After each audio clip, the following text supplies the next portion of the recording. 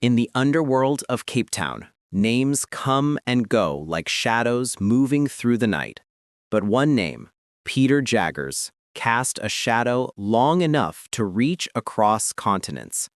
This is the story of how a local gang figure from the Cape Flats allegedly crossed paths with an international drug syndicate linked to Colombia, and how that decision set off one of the most chilling criminal mysteries in South African history.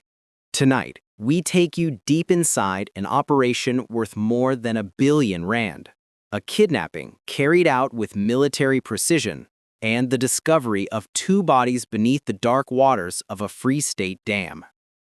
To understand what happened to Jaggers, we begin where he built his influence, in the gang-controlled areas of Netreg, Kalksteenfontein, and Valhalla Park.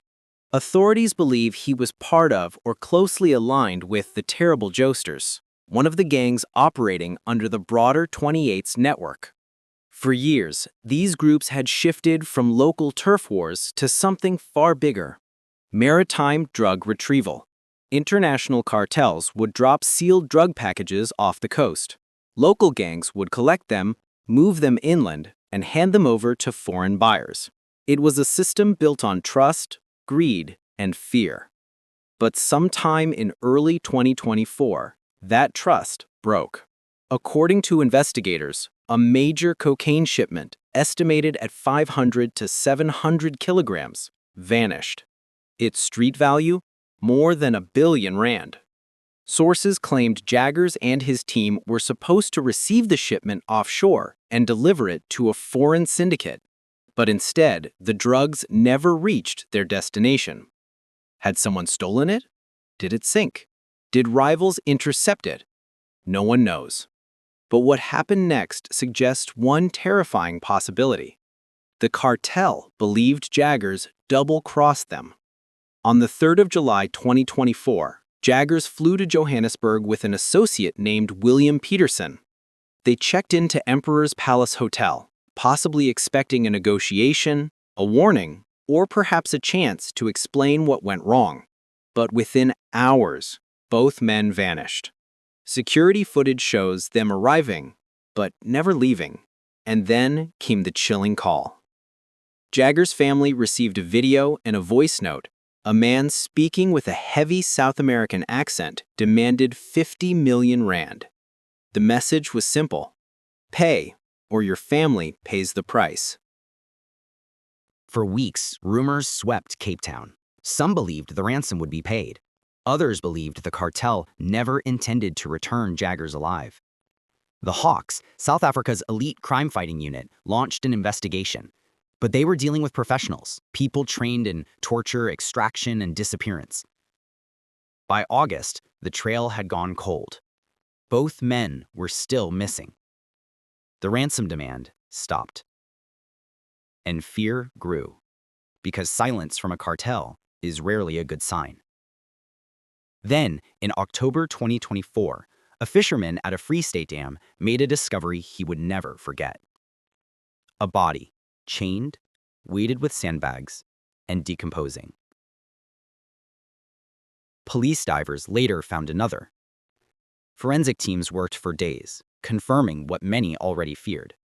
The first body was believed to be Peter Jaggers. The second, his associate. This was not a robbery. This was not a gang fight.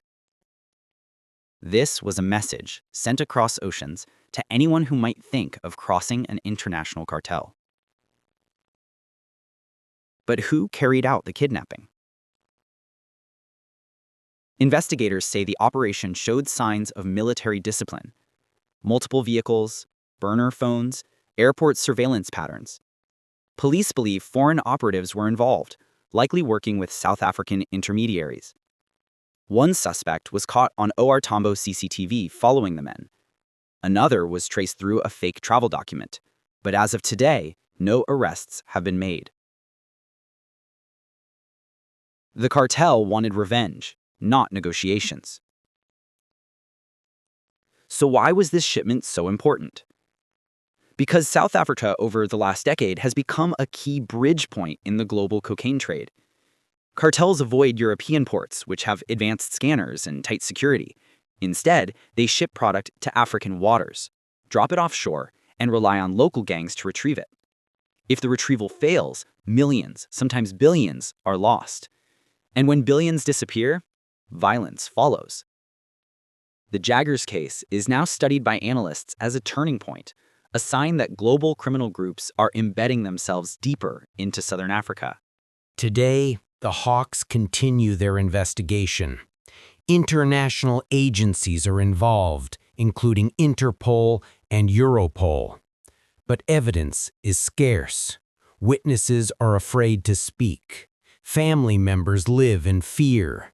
And the cartel's reach, stretching from South America to South Africa, casts a long shadow. The truth about what really happened that night in Johannesburg may never be known. But one thing is certain. Jaggers' disappearance marked the moment when South African gang conflict collided violently with global organized crime. As we close this documentary, remember this. This was not just a case about a gang boss. This was a story about power, betrayal, international networks, and the brutal consequences of crossing a global cartel.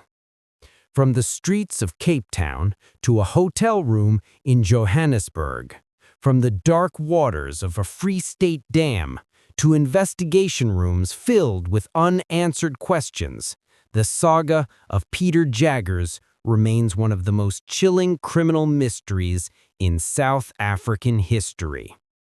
And somewhere, across the sea, the cartel that ordered his execution still operates, waiting, watching, calculating.